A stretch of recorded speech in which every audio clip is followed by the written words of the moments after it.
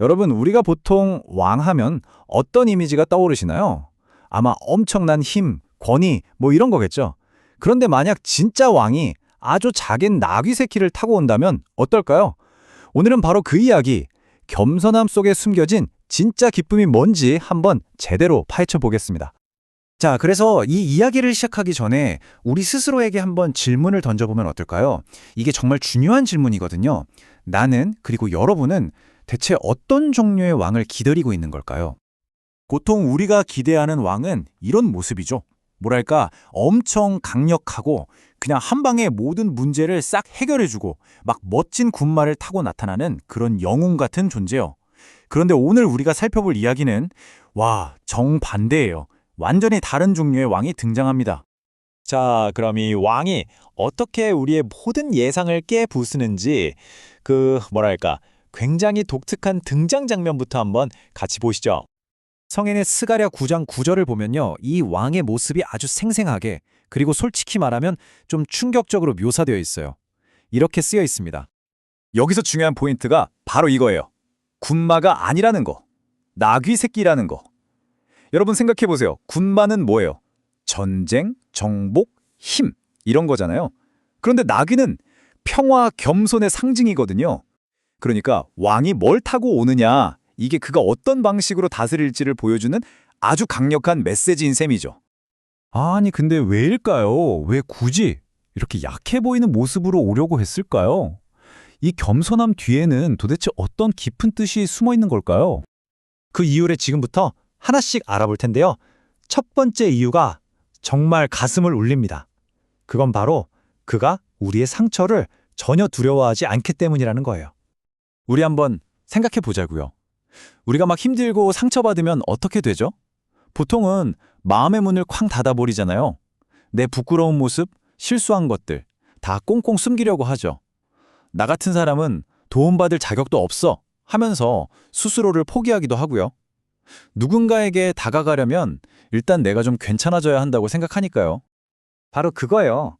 이 왕은 우리가 완벽해질 때까지 기다리는 게 아니에요. 오히려 그 반대죠. 우리가 굳이 숨을 필요가 없도록, 도망가지 않도록 일부러 더 낮고 겸손한 모습으로 오시는 겁니다. 우리의 가장 엉망인 모습, 바로 그 상태 그대로 우리에게 다가오시는 거죠. 그리고 또 다른 이유가 있어요. 바로 이 겸손함 덕분에 우리가 그에게 다가갈 수 있다는 겁니다. 한마디로 다가가기 쉬운 왕이 되는 거죠. 이거 진짜 그렇지 않나요? 주변에 막 너무 완벽한 사람이 있다고 생각해 보세요. 실수도 한 번 안 하고 항상 옳은 말만 하고 약한 모습은 절대 안 보여주는 그런 사람이요. 그런 사람 앞에서 우리가 막 속마음을 다 털어놓을 수 있을까요? 어렵죠. 괜히 내 부족한 모습이 비교되고 비난받을까 봐 두렵잖아요. 결국 우리는 어떤 사람을 찾게 되냐면요. 나를 편안하게 해주는 사람. 이 사람 앞에서는 좀 솔직해져도 괜찮겠다, 안전하다고 느끼게 해주는 그런 사람을 찾게 되거든요. 바로 왕이 그런 존재가 되어주기 위해 겸손하게 오셨다는 겁니다.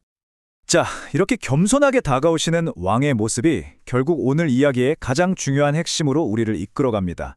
그건 바로 우리가 알고 있던 기쁨이라는 개념을 완전히 뒤집어 엎는 새로운 관점이에요. 우리가 보통 언제 기뻐하나요? 일이 술술 잘 풀릴 때? 건강할 때? 골치 아팠던 문제가 해결됐을 때? 아니면 칭찬받거나 기대했던 결과를 딱 얻었을 때? 그쵸? 다 상황에 기반한 것들이에요. 그런데 만약 진짜 기쁨이 이런 상황이랑은 전혀 상관이 없는 거라면 어떨까요? 상황이 좋아서 느끼는 그런 기쁨 말고요. 진짜 변치 않는 기쁨. 과연 그런 게 있을까요? 오늘 이야기의 결론은 바로 이겁니다. 진정한 기쁨이란 내 상황이 어떠하든 내가 얼마나 망가져 있든 상관없이 바로 그 왕이 나를 향한 걸음을 단 한 번도 멈추지 않았다는 사실, 바로 그 사실을 아는 데서 오는 즐거움이라는 거예요. 그러니까 이걸 오해하면 안 돼요. 이 기쁨은 내 문제가 갑자기 짠 하고 사라져서 생기는 게 아니에요.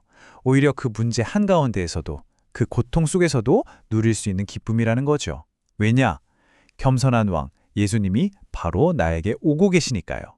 기쁨은요, 왕이 내 앞에 딱 도착했을 때만 느끼는 게 아니에요. 그분이 지금도 나를 향해 걸어오고 있다는 그 과정 속에서 발견되는 겁니다. 그 발걸음 소리가 들릴 때 우리는 다시 일어설 힘을 얻는 거죠. 자, 정리해볼까요? 진정한 왕은 힘이 아니라 겸손으로 우리에게 다가오시고 진짜 기쁨은 상황이 아니라 그분의 다가오심 자체에 있다는 것. 그렇다면 이제 우리에게 남은 질문은 딱 하나입니다. 그 왕이 지금도 여러분을 향해 계속 걸어오고 있다면 여러분은 어떤 문을 열어 그분을 맞이할 준비가 되셨나요?